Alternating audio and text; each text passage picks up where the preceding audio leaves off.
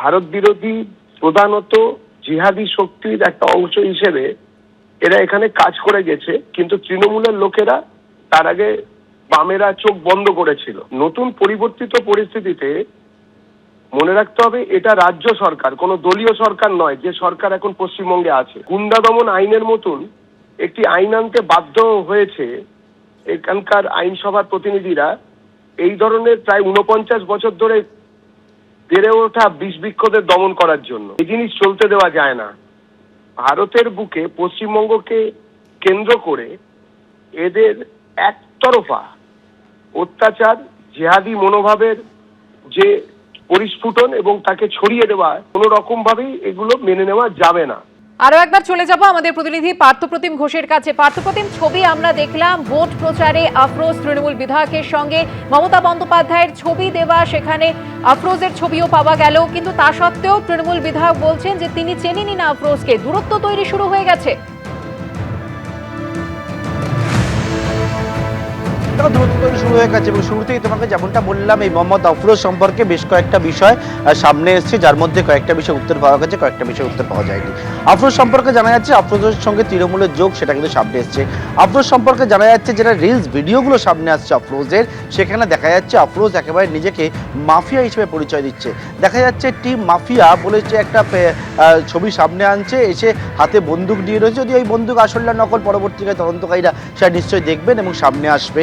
আফরোজকে দেখা যাচ্ছে বিভিন্ন সময় সে নিজেকে একবার মাফিয়া ডন হিসেবে পরিচয় দিতে ব্যস্ত থাকতেও এবং সেইটাই কিন্তু সামনে আনতো এবং সেই সোশ্যাল মিডিয়া প্ল্যাটফর্মে সেই বিষয়টা স্পষ্ট করেছে। একবার তার সোশ্যাল মিডিয়া পেজ দেখলে এটা স্পষ্ট হচ্ছে।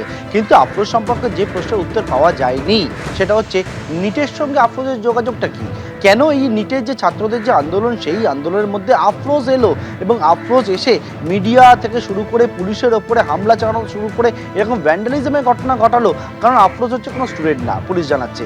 আফরোজের সঙ্গে দূর দূরান্ত পর্যন্ত কোনো রকমভাবে কোনো ছাত্র হয়ে থাকা বা কোনো রকমভাবে কোনো আন্দোলনে ছাত্র আন্দোলনে যুক্ত থাকার অতীতে কোনো কিছু কিন্তু সামনে আসেনি। তাহলে আফরোজ হঠাৎ এলো কী জন্য এবং কী উদ্দেশ্যে এলো, এর পিছনে নেপথ্যে কে রয়েছে, কী রয়েছে, সেই সমস্ত বিষয়টা পুলিশ জানাচ্ছে, তারা কিন্তু খতিয়ে দেখছে। ইতিমধ্যে আফরোজ সম্পর্কে পুলিশের কাছে এই তথ্য উঠে এসছে যে পুলিশ জানিয়েছে এরা প্রত্যেকে যে ট্রাভেল মঙ্গাল। কারণ হচ্ছে নির্বাচনের সময় তোমার নিশ্চয়ই মনে আসবে এই শব্দটা ট্রাভেল মঙ্গাল, অর্থাৎ এলাকায় গণ্ডগোলের সঙ্গে যুক্ত থাকে। এবং পুলিশ জানাচ্ছে সেটা হচ্ছে পুলিশ সূত্রে খবর, সেটা হচ্ছে এই আফরোজ এর কিন্তু পুরনো অপরাধের সঙ্গে যুক্ত থাকার ইতিহাসও রয়েছে, তেমনটাও কিন্তু পুলিশ পাচ্ছে।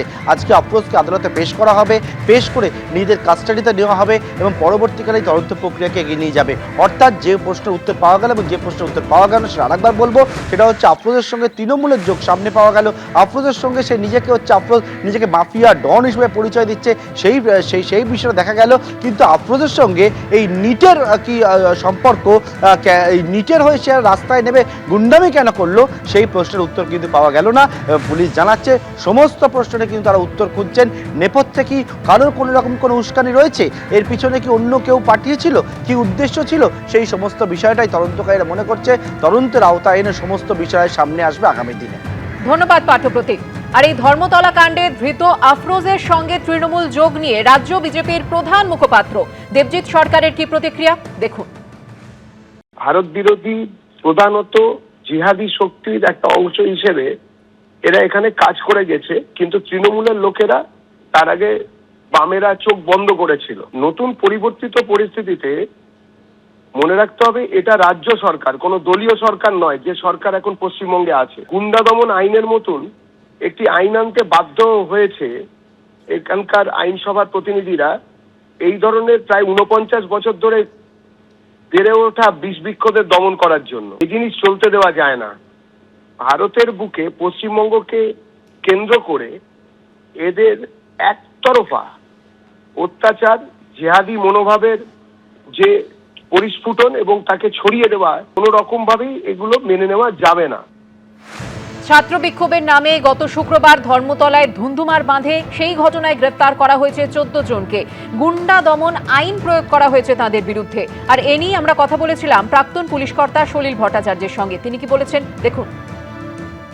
ক্রসিং এ যে কংগ্রিগেশন যেটা হয়েছিল তথাকথিত বাম সমর্থক বলো, এআইডিএসও বলো, আল্ট্রা লেফট বলো, বিজেপি বলো, ককরোচ জনতা পার্টি, তথাকথিত ককরোচ জনতা পার্টি যারা করেছিল তারা কিন্তু করেছিল with ulterior motive. Total as many as 14 থেকে 15 জন লোক অ্যারেস্ট করা হয়েছিল। এদের সঙ্গে কিন্তু নিট পরীক্ষার কোনো যোগাযোগ আছে বলে আমার মনে হয় না। যাদের যাদের আইডেন্টিফাই করা হয়েছে তারা কিন্তু হ্যাবিচুয়াল অফেন্ডার, তারা কিন্তু ক্রিমিনাল, মানে নোটের দাগি তারা। এদের এগেনস্টে কিন্তু খুব স্ট্রিনজেন্ট অ্যাকশনই দরকার। এবিপি আনন্দ, এগিয়ে থাকে, এগিয়ে রাখে।